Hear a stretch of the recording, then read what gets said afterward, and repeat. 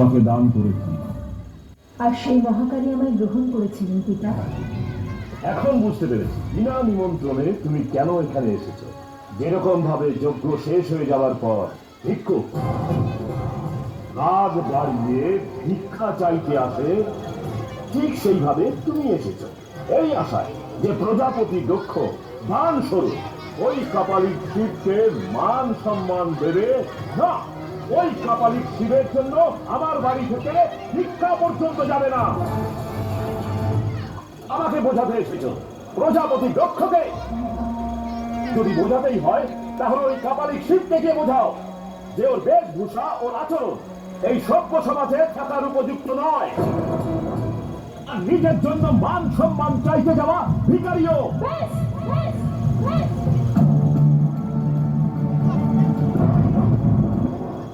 আমি আমার শিবের বিরুদ্ধে আর একটা মন্দ কথাও শুনবো না।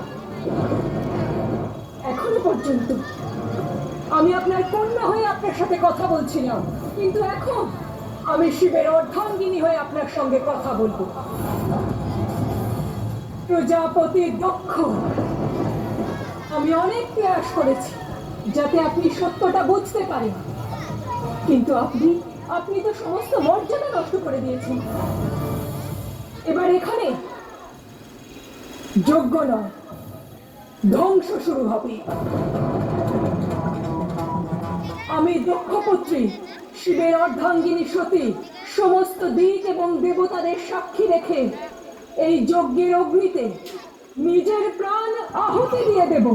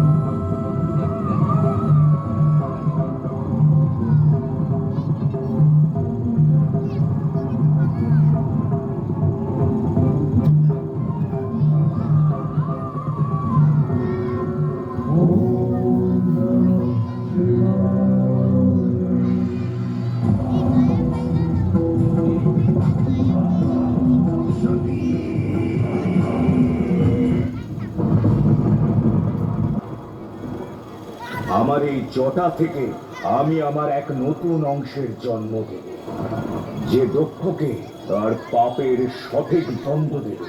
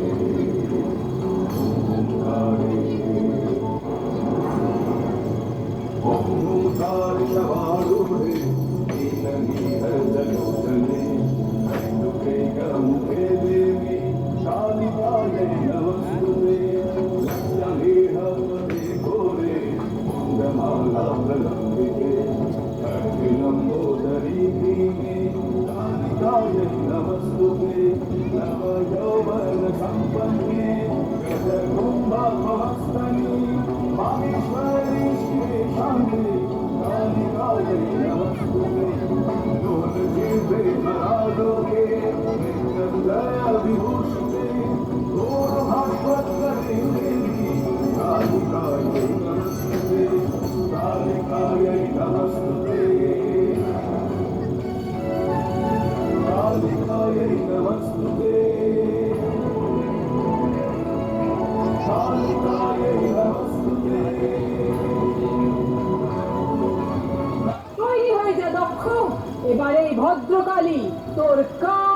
মুক্ত করবে।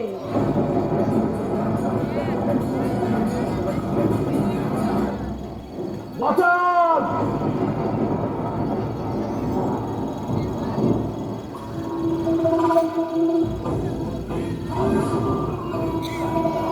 দেবী, দেবী আমাকে ক্ষমা করে দিন।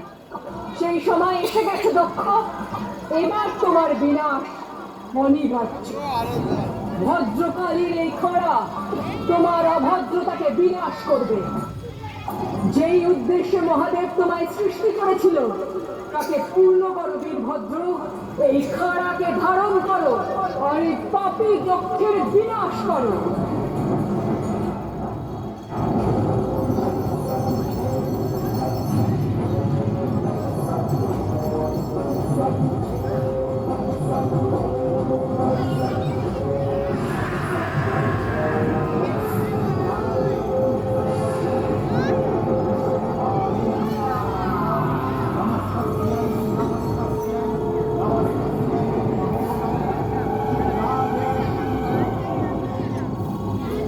শক্তি!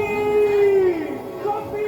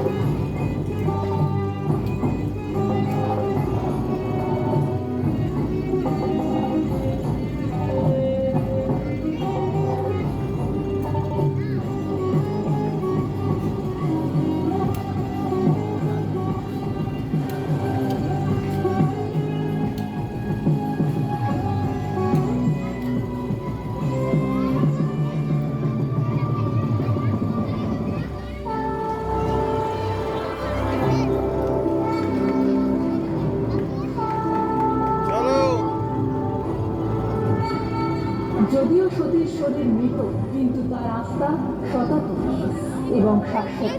আর কোনো অস্ত্র তার আত্মাকে খণ্ডিত করতে পারবে না। না আগুন তাকে পোড়াতে পারে, আর না জল তাকে দ্রবীভূত করতে পারে, না বায়ু তাকে শুষ্ক করতে পারে। শরীর নশ্বর হতে পারে, কিন্তু আত্মা অবিনশ্বর। আর মহাদেব এই সত্য জানেন। কিন্তু নারায়ণ আপনাকে পুনরায় মহাদেবকে এই সত্যের উপলব্ধি করাতে পারে। আর যখন মহাদেব